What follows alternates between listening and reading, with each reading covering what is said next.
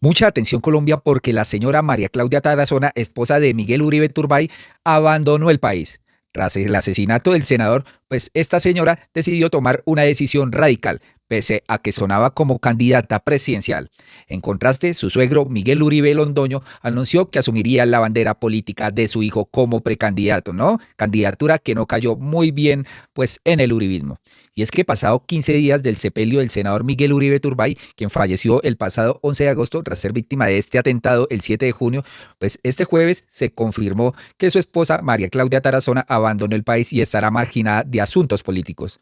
La confirmación la hizo el dirigente Miguel Uribe Turbay, su suegro, quien decidió enarbolar las banderas de su hijo y anunció que será precandidato presidencial del Centro Democrático en la puja por llegar a la Casa de Nariño. Y aquí nos vemos en la situación de que Álvaro Uribe Vélez le pidió a Paloma que ocupara la lista del Congreso. Y ella dijo, yo no voy a abandonar lo que he luchado por tanto tiempo. Es decir, la señora senadora ya no irá más pues al Congreso. María Claudia no está en Colombia, dijo el señor. Hace unas semanas está en Estados Unidos con su hijo y sus hijas, reveló Uribe Londoño en diálogo a la emisora. No lo sabía la prensa, no lo sabía absolutamente nadie. Se fueron, pues de incógnitos. ¿Ustedes qué creen?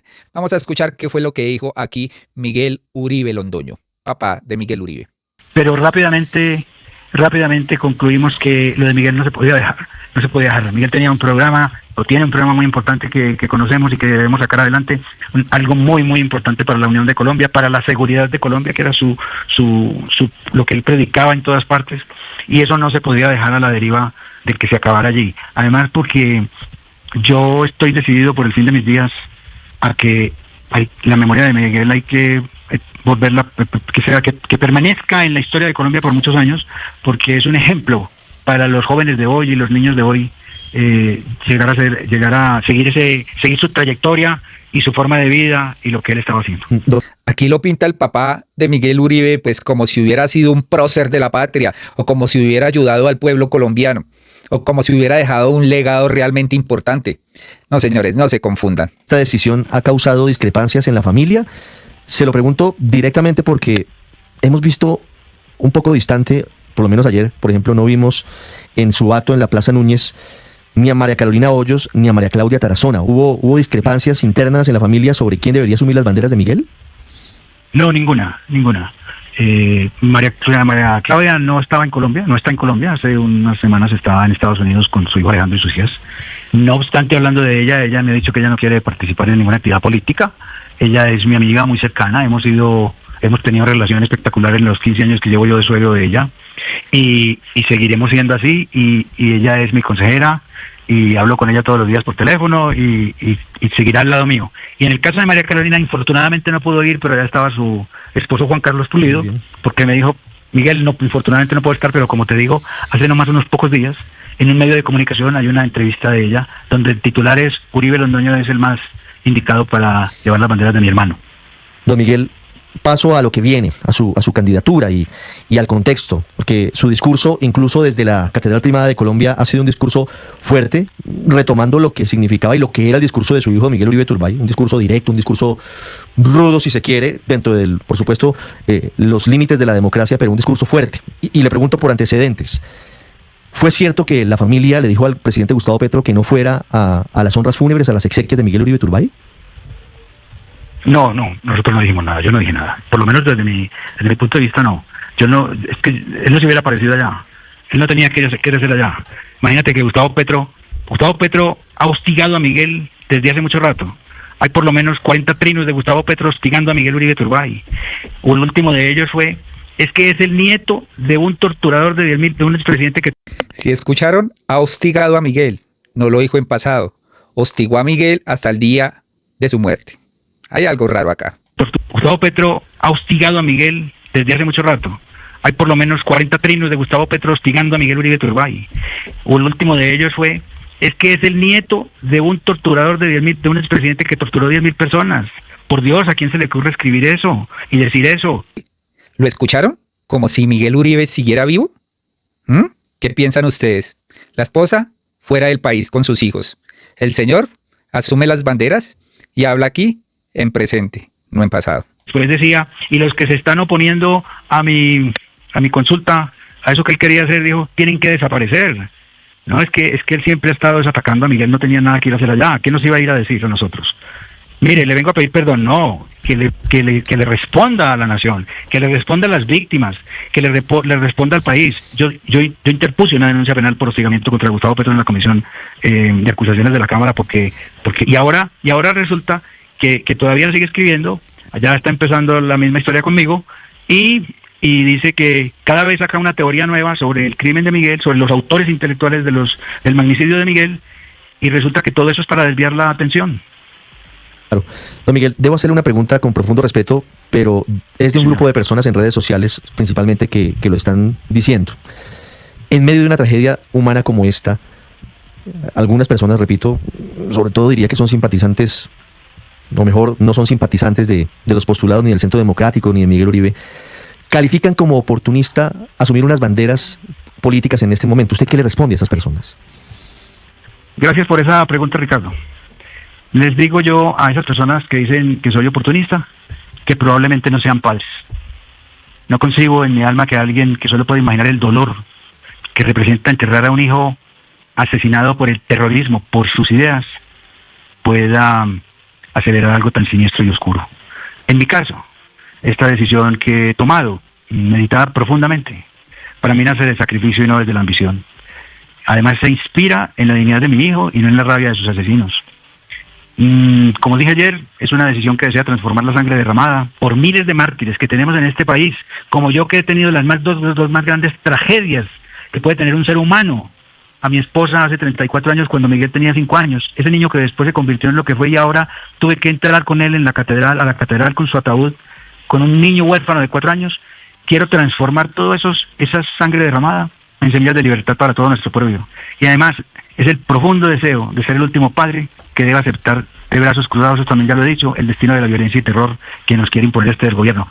Tengo muchos mensajes, recibí muchos mensajes desde antes para que hiciera esto, muchos, así como hay unos que lo critican. Es normal, es perfectamente normal, no hay ningún reproche.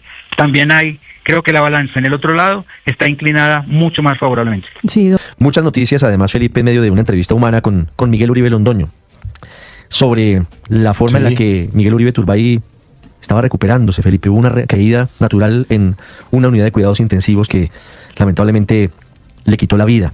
Pero además, dice, nadie le dijo al presidente Petro que no fuera, pero básicamente mejor que no fue. Es lo que se lee de sus palabras. Lo tenemos en teléfono en línea, don Miguel. Sí, por favor, la pregunta. Sí, la última pregunta, don Miguel. Sí, don Miguel, le decía que el día del funeral usted hacía unas reflexiones alrededor de, sabemos de dónde viene la violencia, quién la promueve, pero ayer su última reflexión alrededor de la seguridad y del entorno suyo y de su familia es: soy blanco y sé que soy objetivo de las mismas personas que acabaron con la vida de mi hijo. ¿A quién se refiere usted cuando dice que las mismas personas están detrás de usted? Eso, a los mismos que mataron, a los mismos que hicieron el magnicidio y el acto terrorista contra Miguel. Porque si hicieron eso, pues no van a creer que en las ideas... A Miguel lo mataron, lo asesinaron por sus ideas. Lo callaron para silenciarlo. Y resulta que sus mensajes y sus ideas quedan vigentes, siguen vigentes. Luego, es que ya están apareciendo ciertas amenazas y advertencias de que me podría pasar lo mismo. Pero yo estoy consciente de los riesgos y de los... ¿A usted lo han amenazado después de anunciar su candidatura? Pues a mí directamente no, pero se nota en las redes sociales, eso es lo que parece que está pasando. Entonces yo de una vez estoy diciendo, no nos van a ganar, no estoy dispuesto a tener miedo, no me voy a quebrar y voy a sacar esto adelante por los miles de personas que hemos sufrido esto en Colombia. Es que no soy yo solo, pero como les decía, esas 2 tragedias mías son terribles. O sea, yo estaba al borde de perderlo todo y estoy decidido a que Colombia lo recupere todo. Y voy a luchar porque la vida para nosotros sea mejor. Y sabiendo que es la última pregunta, permíteme, Ricardo, decir que yo espero que el 7 de agosto de 2030 tú digas, si todavía estás ahí sentado, como seguramente estarás porque eres un nombre muy importante en los medios de comunicación, digas: en Colombia, después de la presidencia de Miguel Uribe Londoño, volvió la seguridad, volvió la tranquilidad. ¿Cómo sueñan aquí estos señores, no? Definitivamente oportunismo político al 100. No se puede esperar más. Y sí, nos quedó sonando esto del señor Miguel Uribe Londoño, hablando como si Miguel Uribe todavía estuviera vivo. ¿Qué creen? ¿Lapsus? ¿Equivocación? ¿Ustedes qué creen? Pero ese candidato debe ir a una consulta en marzo. Y usted ayer hablaba de la necesidad de que haya unidad. ¿Cómo se imagina usted la posibilidad de que en medio de este larguísimo listado de precandidatos, más de 80, se logren acuerdos mínimos para unificar a las voces que no están conformes con el actual gobierno que está en la Casa de Nariño? Mira, eso es todo muy posible, porque el 70% de los colombianos no está conforme con lo que está pasando, está preocupado con la situación, dice que el país va mal. Ese 70%, quien quiera que lo esté representando, o que lo estemos representando, quiere que eso suceda, que en 2026 ganemos ese 70% y no permitamos que otro candidato similar o parecido a este presidente sea presidente de Colombia. Entonces, primero, este trabajo mío es en el Centro Democrático, hay que ganar esa encuesta. Si yo la gano, ya te voy a decir qué hago. Si otra persona la gana, pues estaremos respaldando a esa persona que gane. Pero de ahí para adelante vamos a esa consulta en marzo. Ahora, de esos 70 precandidatos van a llegar muy pocos a marzo. Eso se decanta de aquí a allá. Llegarán unos, qué sé yo, no sé, yo no me he sentado a hacer ese cálculo político porque yo no llegué a esto porque yo quise. Ahora tengo que empezar a oír todo eso y seguramente hablaré con el presidente Álvaro Uribe Vélez, como con quien hablo con mucha frecuencia, qué va a pasar ahí. Pienso que van a ser muy pocos, va a haber, no sé si 1, 2 o 3 consultas. De esas consultas entonces saldrá un candidato para la primera vuelta, podremos ser 3, porque yo aspiro a ganar esa consulta, 1, 2 o 3 candidatos para llegar a la segunda vuelta, o para ganar en primera vuelta ese 70%, o para llegar a la segunda vuelta 2 candidatos y lograr. Yo creo que la unidad se va logrando en el camino. Hoy es muy difícil que las personas digan que no, pero esto se va decantando. Y creo que va a salir una muy buena unión en marzo de ese candidato que salga de esa consulta donde va a participar el Centro Democrático, y hoy han dicho que participan Juan Carlos Pizón y Abelardo Forero, y seguramente... Abelardo de la Espriella. Abelardo de la Espriella, ya me había equivocado una Abelardo vez. Forero El historial fue tan amigo, fue un gran amigo mío, fue un gran amigo mío, pero llevándome pues 40 años, pero lo vi muchas veces, tuve oportunidad de charlar con él de historia mucho. Entonces Abelardo, y seguramente a esa consulta el presidente Álvaro Uribe Vélez invitará a más personas para que podamos hacer esa unidad. Por lo pronto hoy hay que inculcarle a Colombia que tenemos que sumarnos, que si todos los ciudadanos empezamos a hablar de unidad, pues los políticos tendrán que pensar que se tienen que unir, o que nos tenemos que unir, yo en este caso que entro a esta contienda, porque tenemos que sumar especialmente a todos los que no militan en ningún partido. 753 es Miguel Uribe Londoño, padre del asesinado líder político, senador y precandidato Miguel Uribe Turbay, explicando la historia de por qué asume las banderas de su hijo. Ahora él es precandidato a la presidencia de la República. Don Miguel, muchas gracias por estos minutos. Como siempre, nuestro respeto y extendemos de nuevo, reiteramos nuestras condolencias por lo que ocurrió con su hijo. Gracias. Me he emocionado, como te dije desde el principio, mucho estar con ustedes, estar en Blue. Un saludo muy especial a todos y pues nos volveremos a ver, y han sido muy amables. Muchas gracias por su gentileza. Bueno, muy flojito este candidato que dice aspirar pues también a esta consulta que va a realizar el Centro Democrático. ¿Ustedes qué piensan frente a esto? Definitivamente un oportunista. Por otro lado, colombianos sancionaron a 7 años privado de la libertad al menor de edad señalado de ser el sicario que asesinó a Miguel Uribe Turbay. El joven será puesto a disposición del Instituto Colombiano de Bienestar Familiar. Y es que ese 7 de junio, el precandidato y senador de la República del Centro Democrático, Miguel Uribe Turbay, fue víctima de este muchacho. Las autoridades lograron su captura gracias a los escoltas de la UNP, aunque querían rematarlo, ¿no? Tras varios meses de indagación, el atacante fue condenado a 7 años de prisión por el asesinato del congresista, los delitos de concierto para delinquir y porte ilegal de armas. De acuerdo con el juez, será puesto a disposición del Instituto Colombiano de Bienestar Familiar. Aquí dice, pues, el reporte de la Fiscalía. El joven de 15 años aceptó durante la audiencia de acusación su participación en el ataque armado. Luego de valorar las pruebas aportadas por la Fiscalía General de la Nación y la aceptación voluntaria de cargos hecha durante la audiencia de acusación, un juez de conocimiento del sistema de responsabilidad penal para adolescentes sancionó al menor que disparó contra el senador y precandidato presidencial Miguel Uribe Turbay el pasado 7 de junio en el barrio Modelia de la localidad de Fontibón, en el occidente de Bogotá. La decisión precisa que el menor de edad deberá permanecer 7 años privado de la libertad en un centro de atención especializada. En el curso de la investigación se conoció que el joven fue contactado y convencido de ejecutar el ataque armado. En ese sentido, fue citado al barrio Modelia a bordo de un carro conducido por Carlos Eduardo Mora González. Recibió una pistola Glock 9 milímetros de manos de Elder José Arteaga, alias Chipi. Posteriormente, descendió del vehículo, caminó al Parque El Golfito, donde la víctima participaba en una concentración política, y le disparó. En la huida por las calles del sector, el adolescente fue interceptado por integrantes del esquema de seguridad del precandidato y puesto a disposición de las autoridades. Durante la audiencia de acusación realizada el pasado 4 de agosto, el joven aceptó los delitos de homicidio en grado de tentativa y fabricación, tráfico, porte o tenencia de armas de fuego, accesorios, parte o municiones. 7 días después, el senador y precandidato Uribe Turbay murió. La sanción conocida es primera instancia y en su contra proceden los recursos de ley. Este proceso se siguió de acuerdo con los parámetros definidos en el sistema de responsabilidad penal de adolescentes. Pues algunos dicen que es una condena muy bajita, pero pues al ser menor de edad, la ley lo protege, ¿no? Por último, colombianos, resulta que hay un escándalo de grandes proporciones. Los noticieros no están hablando de esto, pero Revista Cambio publicó un artículo donde dice: Los Char, Daes y el cartel de Sinaloa, el segundo informe de Estados Unidos que cuestiona a los poderosos barranquilleros. Una firma que investiga empresas con inversiones en Estados Unidos publicó un documento que vincula a los Char, a Serfinancia y a Tecnoglass con el poderoso cartel mexicano y cuestiona algunas de sus operaciones financieras. Es el segundo informe en 4 años que advierte de supuestas relaciones entre poderosos clanes barranquilleros con organizaciones narcotraficantes. La empresa de los Daes niega los señalamientos. La mayoría de los pomposos y modernos edificios que se levantan cada tanto en la Florida están envueltos en los ventanales que produce Tecnoglass, la empresa barranquillera de la familia Daes con ganancias millonarias en Estados Unidos. Sin embargo, la bonanza ha tenido un alto costo: el escrutinio de 2 firmas investigadoras cuyos informes han arrojado graves señalamientos contra la compañía y la familia Char por presuntos nexos con carteles del narcotráfico y cifras que no cuadran. El más reciente, conocido por Cambio, retoma los supuestos vínculos con el cartel de Sinaloa y también habla de aparentes irregularidades y millonarias movidas empresariales.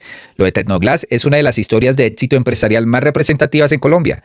Entre junio y abril de este año reportaron ingresos de $255 millones, 16% más que lo informado en el mismo periodo del año pasado.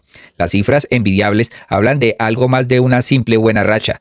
Por ello, la empresa presume su crecimiento en medios de comunicación y redes sociales.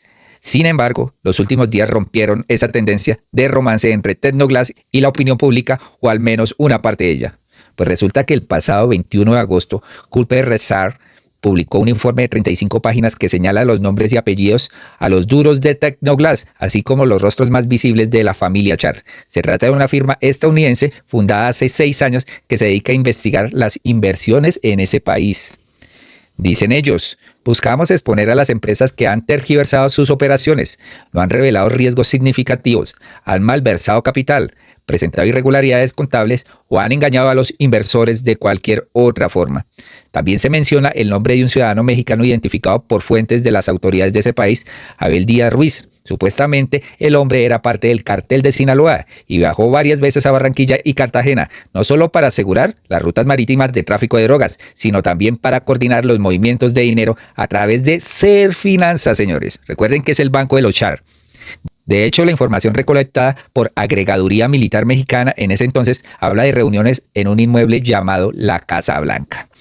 Pues ahí está la investigación, señores. Ya pues salió ahí Serfinanza a decir que no tiene nada que ver, que estas afirmaciones son muy falsas. Sacaron un comunicado precisamente hoy diciendo: frente a la información que se dio a conocer recientemente por parte de la revista Cambio, la entidad informa que Banco Serfinanza rechaza categóricamente cualquier tipo de señalamientos que relacionen la entidad con actividades ilícitas y grupos al margen de la ley. La entidad ha vivido una campaña de desprestigio desde el año 2023. Esa fue iniciada principalmente por el medio Eje Central. El equipo jurídico del banco viajó hasta México para confrontar las falsas aseveraciones sin respuesta positiva por parte del medio.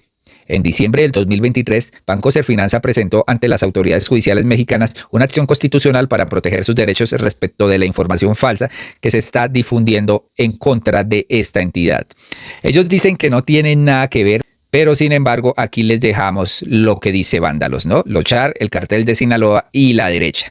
¿Qué vínculos podrían tener? Lo niegan todo, por supuesto. Los Char, el cartel de Sinaloa y la derecha colombiana. El escándalo sobre los Char y el cartel de Sinaloa es un síntoma brutal de cómo funciona el poder en Colombia. El clan político más influyente del Caribe habría servido de puente para que los narcos mexicanos lavaran dinero y compraran poder en las elecciones presidenciales. Y sin embargo, lo que reina es el silencio cómplice.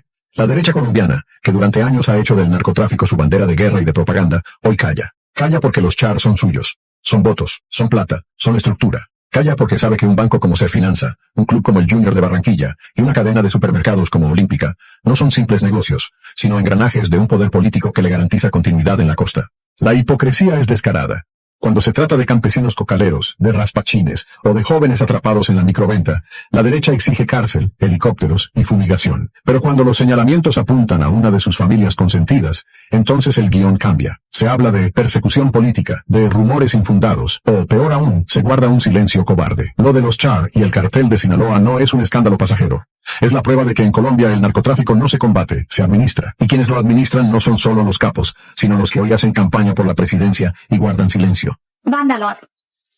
Hay que tener mucho cuidado de quién está pues haciendo estos tratos, ¿no? Y es que hasta el presidente aquí, Gustavo Petro, dijo, ¿no debería ser investigado esto por la justicia? Lo que pues publica Cambio. ¿Y sabe quién salió a defenderlos? Adivinen. Abner Escap, ¿no? Sobre todo a la familia, pues, Daes. Dice acá, presidente Gustavo Petro, el empresario Chris Daes es un orgullo para nuestra ciudad y su compromiso con el desarrollo regional es indiscutible. Como representante del Atlántico y miembro de Colombia Humana, le invito a que construyamos juntos con responsabilidad y respeto el país que todos soñamos. Este señor Abner Escap no volvió a figurar para nada en el Congreso. O sea, se convirtió en un mueble porque no lo hemos vuelto pues a ver en los debates, en las reformas. Muy calladito, pasando de agáchese. Y aquí le dicen al señor, o sea que porque usted lo dice, la fiscalía no debería investigar a los Char y a los Daes. Otro le dice, representante, un consejo, debería escribir el trino en inglés y enviar su muy lambona petición a los norteamericanos, quienes fueron los que emitieron el informe que acusa a Daes y al clan Char de tener vínculos con el cartel de Sinaloa. ¿No cree? Es lo que dicen aquí los usuarios, ¿no? Colombianos, ahí los tenemos, ¿no? Y también el congresista Fabián Díaz había publicado esta infografía que menciona qué poderes pueden tener los Char. Aunque ellos lo nieguen, posiblemente podrían estar y presuntamente implicados, ¿no? Amanecerá y veremos, señores, qué es lo que pasa con esta gente. Aquí pues la infografía que nos presenta Fabián Díaz son los siguientes: los Char, Daes y el cartel de Sinaloa. Informe de Estados Unidos que cuestiona a los poderosos barranquilleros. La firma Culper señala que Serfinanza, banco del clan Char, habría sido usado por el cartel de Sinaloa y los chapitos para mover dinero.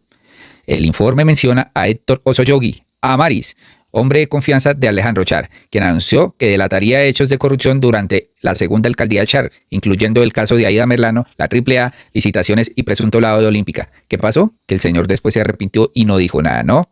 El informe señala que un emisario del cartel de Sinaloa viajó en repetidas ocasiones a Barranquilla y Cartagena para asegurar rutas marítimas del narcotráfico y coordinar el movimiento de dinero a través de Serfinanza. Hay que investigar, y si ya una firma estadounidense lo dijo, pues con muchas más veras, ¿no? Colombia, saca este video, muy amables y hasta pronto.